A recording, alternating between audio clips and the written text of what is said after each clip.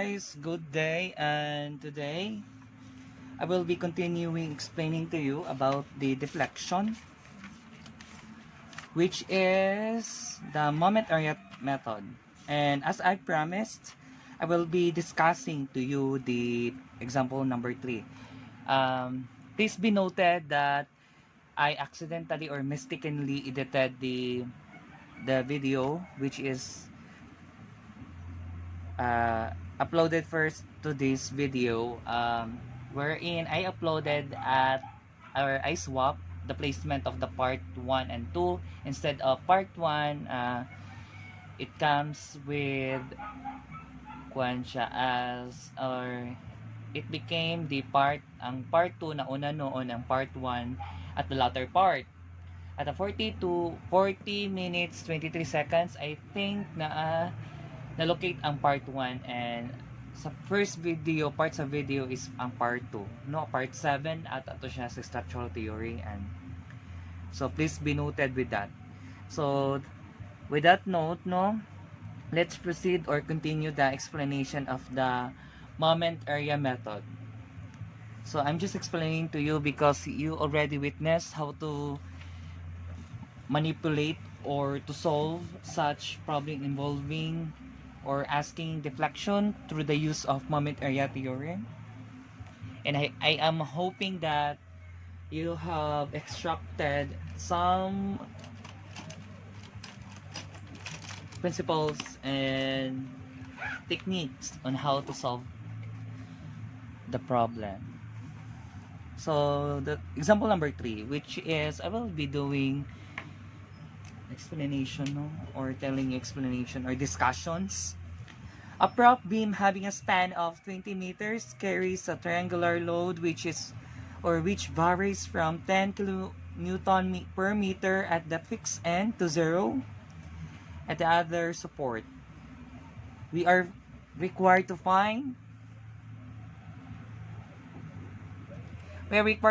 first the reaction at B, location, second, location of maximum deflection from the prop end, and third, maximum deflection of the beam. So as you can see, this is given the illustration, and it is instructed or briefed in the problem na ang atong load is from 10 kN going to 0 at the other support, which is ruler. And here at point A, the support is fixed. So as I have always doing, or to do always, no, as you can see, gicasting or casting no na, and gigahin na to ni na part as EC, and here as the moment over EI diagram. As you can see sa elastic curve, ana siya, nimbalik siya og up because na ruler and fixed. Sa fixed, wala tay tangent ma-form. Wherein this is just an idealization, no. Ang true drawing niya na is gana galisod, murag dening kondari tapos ana iko siya ning bend. So ang tangent na form dari lang sa C, I mean sa C and B, no. And buhatan na po nato ang atong moment over EI diagram. As you can see, so fix. So balik ta sa atong illustration or guide. Once fix pasabot, so second degree ato ang i-draw na moment. Right? As you can see here, di ba, second degree ni siya is going down. So sunod na to ni. And if ang ruler has one support, so ang ani, pero pabali lang, triangle. So mo ni siya ng ani pabali. So mo ni siya 20R. No, 20R. R is the reaction, which is the force, times the moment arm or the distance. So moment na ba na siya dari. So 20R. So kani, ang moment nato ani is 1/2, no, 1/2 kani 1/2 area ani, tapos Location lang siya sa centroid.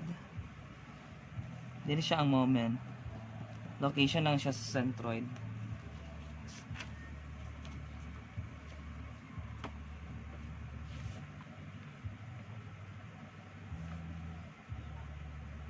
Okay.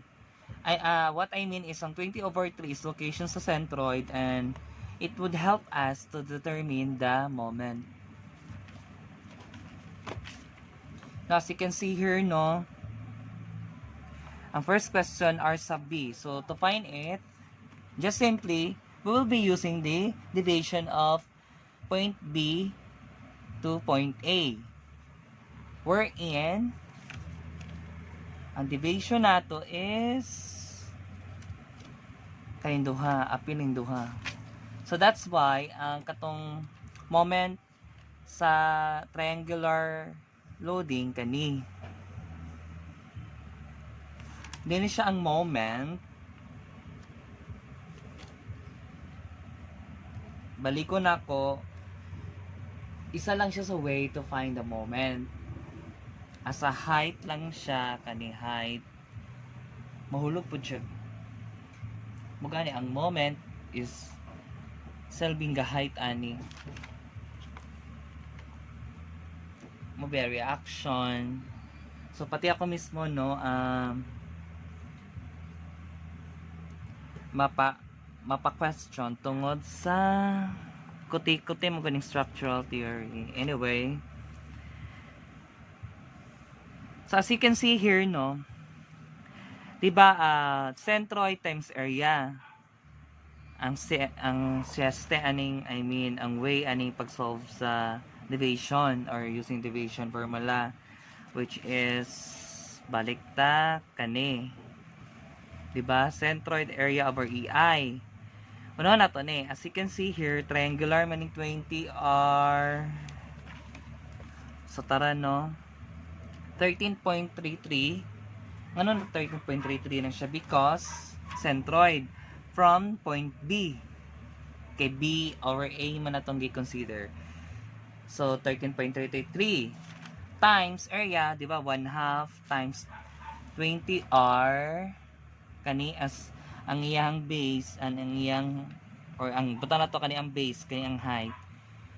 20 or 20 times 20R ana over EI minus 16 because 4/5 times 20 is 16 times 1/4, basta ang second degree ang iyang area is 1/4 times height or the moment 666.67 times distance 20, or pwede po siya base times height, base 20 times 666.67.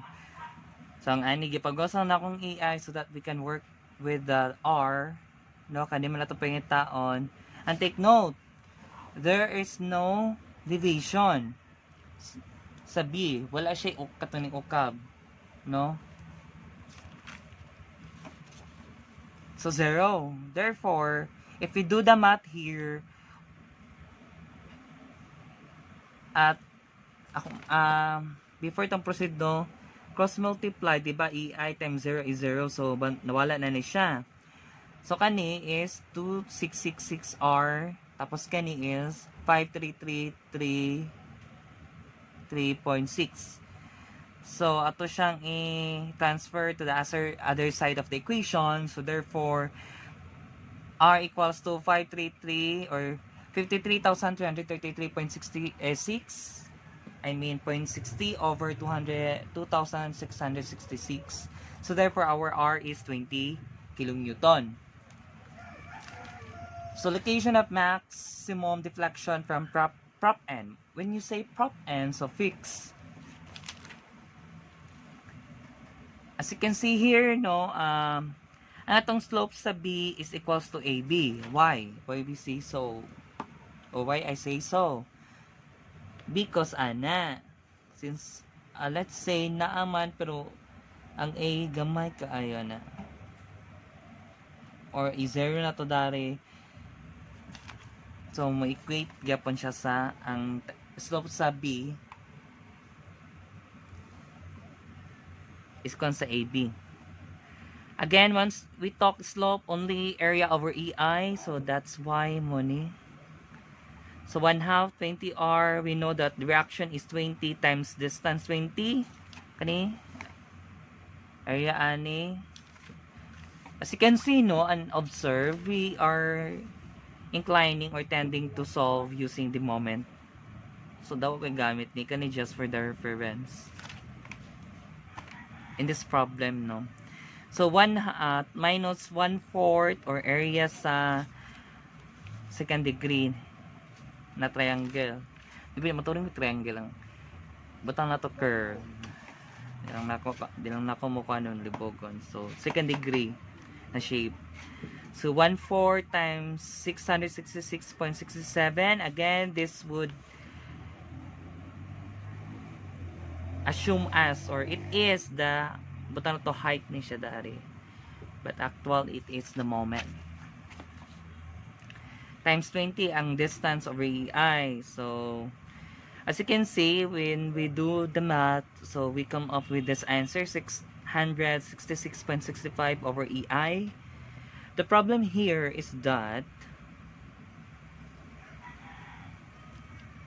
we are asked location. When you say location, so it talks about the distance. So, therefore,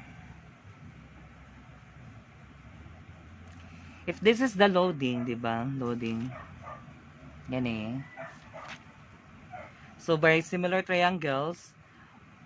Butang na to, ang Y, kung siya, randomly, no? Bisag asa dari. Because we don't know yet. And ang X na to, assume ni siyang duha, Y and X. So, height over X equals to 10 over 20. That is the similar triangle. So therefore, when we find the y equals to x over 2. And ang ato ang slope sa CB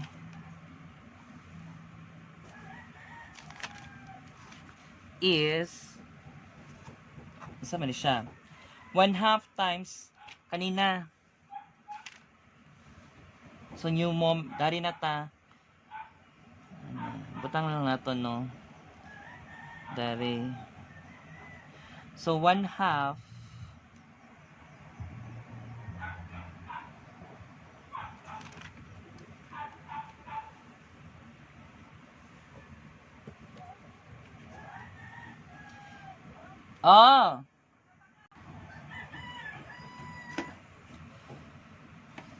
So along with this no, katong gi-assume nato gi-take out nato or just draw another redraw nato no ang triangle and second degree because it has new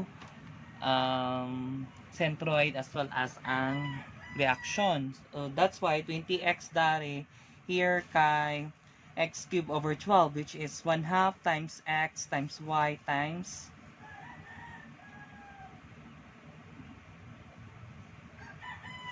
manang area na pag-solve niya x over 3. So therefore x squared y over 6. And we know that ang y is 1/2 sa x, 'di ba? We already solved. Tara. So that's why we came up with x cubed over 12 or cubic x over 12.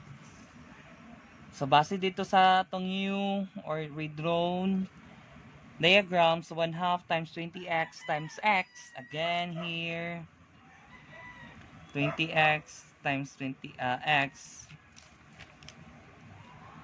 minus area ni 1/4 no 1/4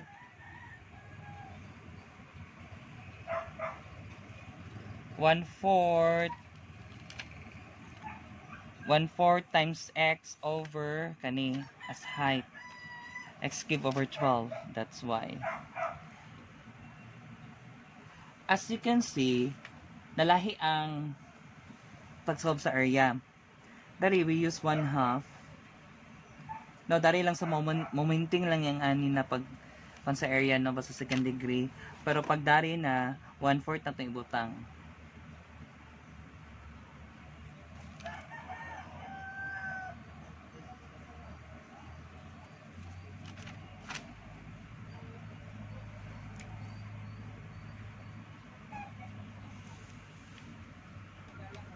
So, si slope B daw is equated to slope CB. Therefore, if ato ang gamiton ni or i-input ato dari as well as ang slope CB, so natay 1 over E equals to 10x squared minus x to the 4 over 48. Therefore, ato pang input and we came up with, di ba makancel ang EI if ato ning i-cross multiply makancel. So, ato mabilin is 10x squared minus x to the power 4 over 48. Ato ning i-transfer, so negative 666.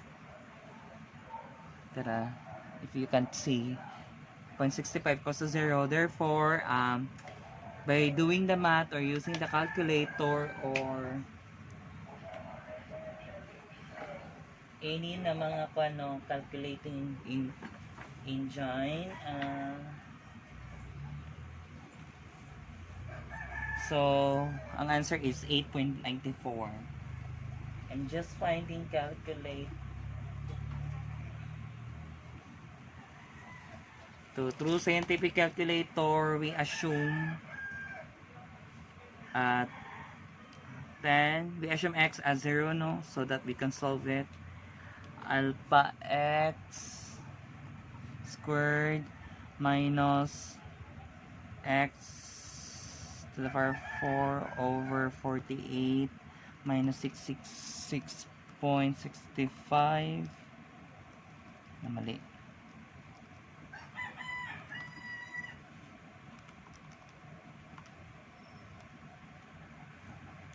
Equate to 0. Shift solve 0 ang x. So lato-lato na to and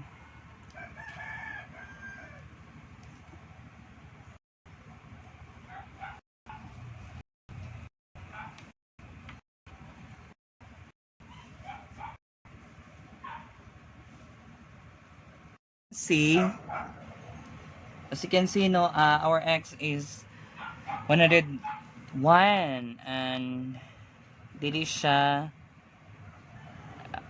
ideal, di ba?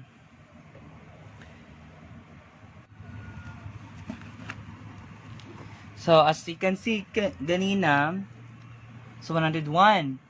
Therefore, let's make another way, no, para mo kwantahan ni mo came up.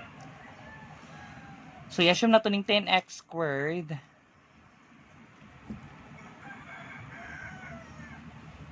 As 10x lang, bali i-reserve na to ang x squared, tapos kaning x to the power 4 is squared over 48. So, ano na to ni? Negative alpha tara the power of 2 over 48 plus 10x alpha close parenthesis minus 666.65 alpha calc equals to 0. Shift solve x is 0, assume. Therefore, the answer is 79. Buta na to 80. So, dali na tamag kuan.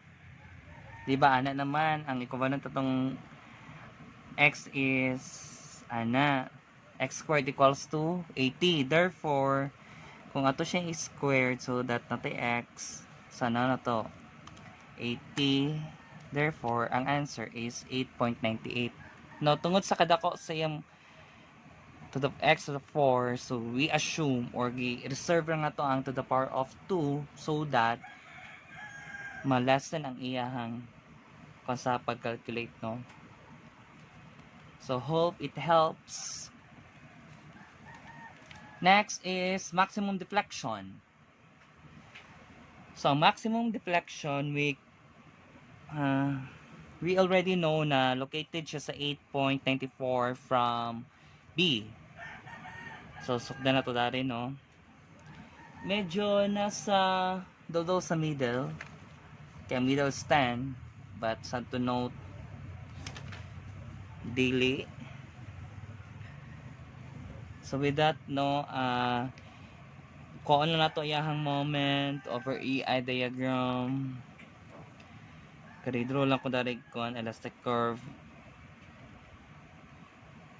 Since we know the location or the distance, so 20 times 8.94 is kani moment ani, and here is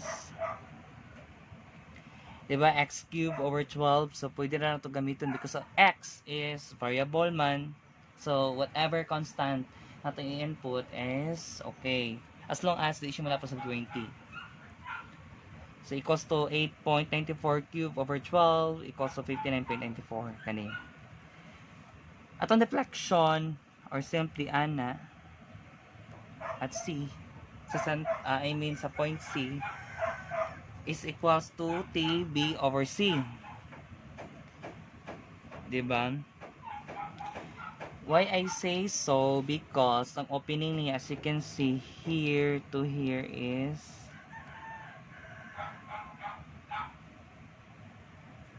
butang na to anak lang.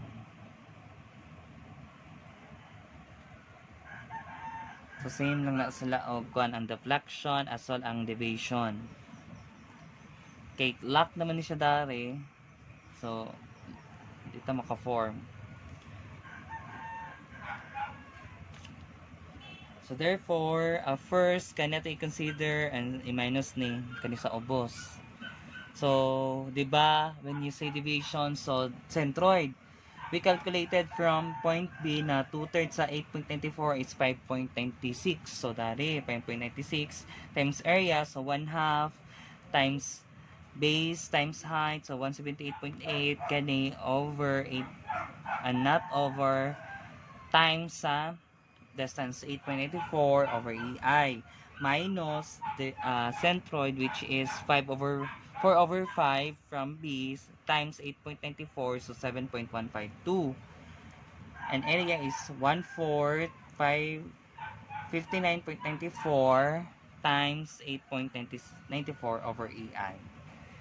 So ang deflection is equals to 3,805.32 over EI. So muna ang deflection.